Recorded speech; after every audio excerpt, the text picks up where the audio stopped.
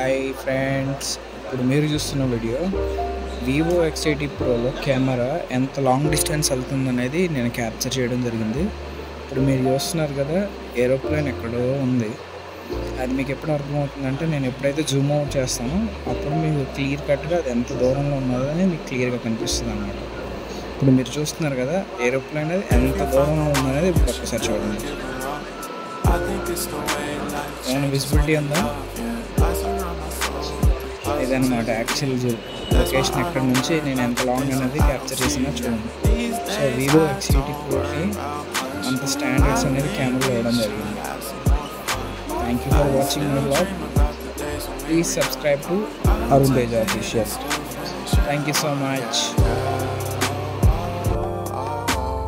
Memory lane isn't that too far